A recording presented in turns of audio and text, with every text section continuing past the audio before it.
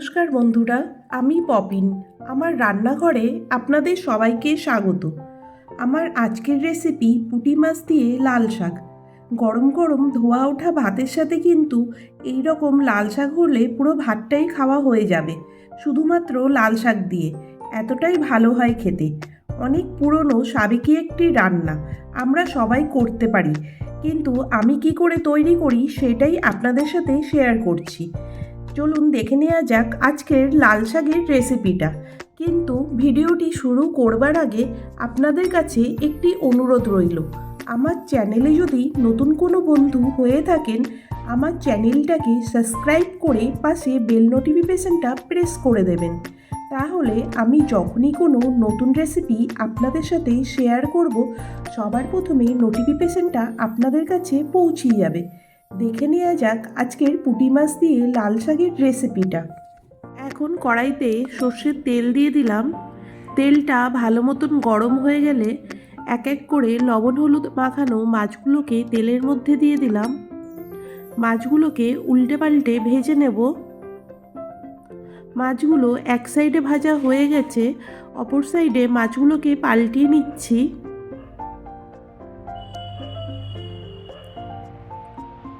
মাছগুলো ভাজা হয়ে গেছে। এখন আমি তুলে একটা আলাদা পাত্রের মধ্যে ভাজা মাছগুলোকে রেখে নিচ্ছি। এখন তেলের মধ্যে দিয়ে দিচ্ছি 3টে শুকনো লঙ্কা। যখন লঙ্কার থেকে সুন্দর গন্ধ বেরোবে তখন দিয়ে দেব হাফ টিস্পুন কালো জিরে। এখন দিয়ে দিচ্ছি রসুন কুচি। রসুনটা কিন্তু গোল্ডেন ব্রাউন করে ভেজে নেব। আমি মিডিয়াম ফ্লেমে রান্নাটা করে নিচ্ছি।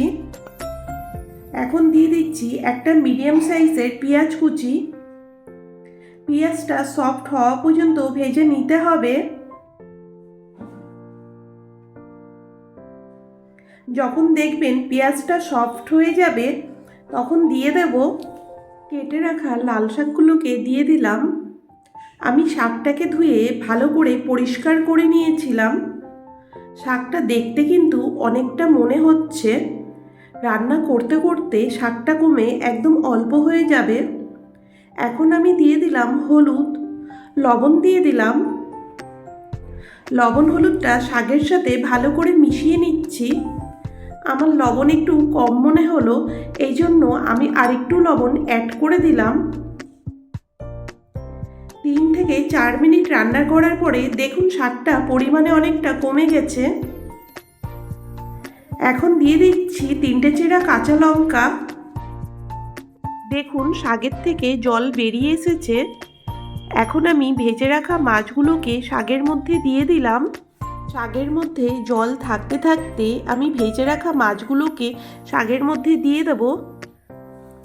আমি কিন্তু আলাদা করে শাকের মধ্যে কোনো জল ব্যবহার করিনি। 3 থেকে 4 মিনিট মতন আমি আরও রান্নাটা হতে দেব। গ্যাসের ফ্লেমটাকে মিডিয়ামে রেখে আমি রান্নাটা করে নিচ্ছি। লাল শাকটা প্রায় হয়ে এসেছে, জল অনেকটা শুকিয়ে গেছে। বেশি শুকনো শুকনো হয়ে গেলে লাল শাকটা ভালো লাগবে না। এখন আমি গ্যাসের ফ্লেমটাকে বন্ধ করে দিলাম। তৈরি হয়ে গেল লাল শাক দিয়ে পুঁটি মাছ।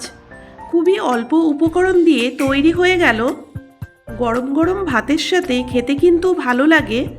যদি আমার রেসিপিটা আপনাদের ভালো লাগে অবশ্যই লাইক শেয়ার কমেন্ট করতে ভুলবেন না কিন্তু।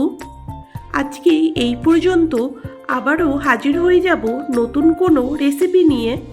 ভালো থাকবেন, সুস্থ থাকবেন, ধন্যবাদ।